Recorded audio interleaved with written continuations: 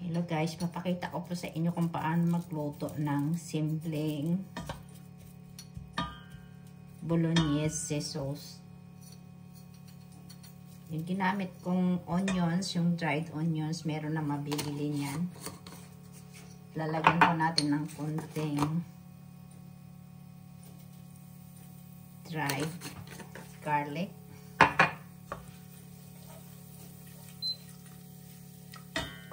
Ayan na po. At ilalagay po natin yung ating mixed ground meat ito. Half siya.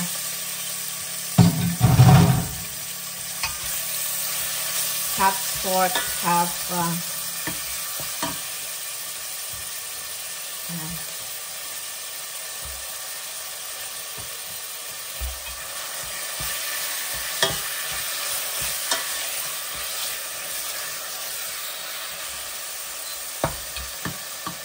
lagyan po natin ng kunting pepper.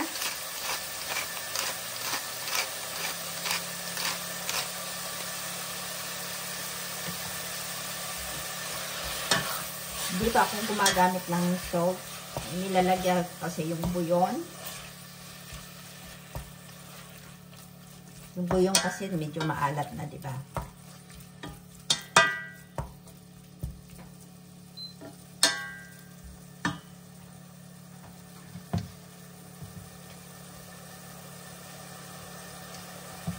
Ganito po kadami yung buyon.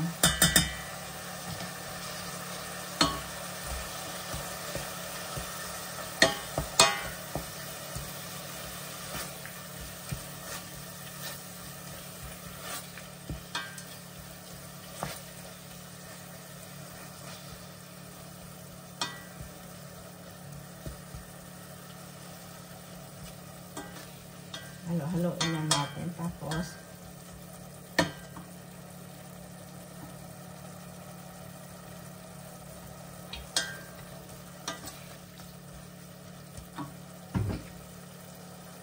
lalagyan po natin ng konting flour para lumapot yung sauce mamaya.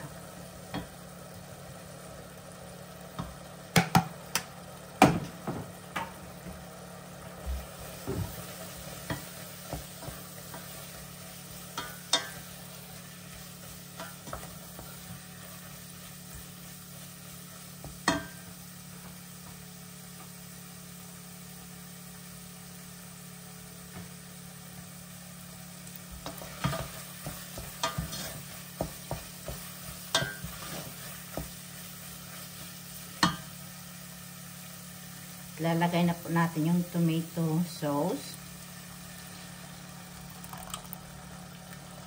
Ayan po, may nabibili pong ganitong tomato sauce. Oh.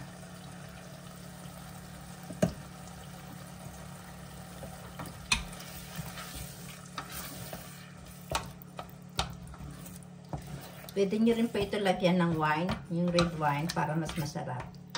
Ayaw lang kasi ng mga anak ko, may red wine. Tapos, lulutuin po natin ng 30 minutes ito para lumambot yung ground pork at saka yung ground beef. Ayun, lalagyan po natin ng basil leaf. Itong isang piraso.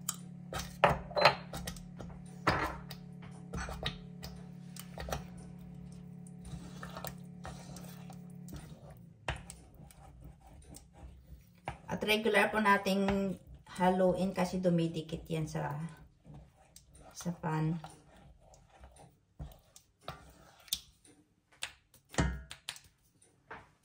Ayan po. At tatakpan po natin at hayaan po natin ng 30 minutes na maluto.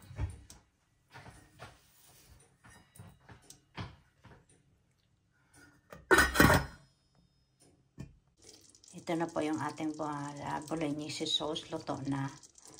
Ganito po ang hitsura pag matagal na niluluto. Tumataas yung oil. At mas masarap ang lasa pag matagal po ang pagluto. Haluin natin.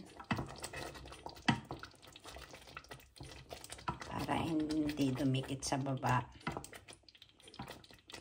makikita nyo po yung sauce. Creamy siya. Ganito lang po kadali magluto ng ng bolognese sauce. Thanks for watching.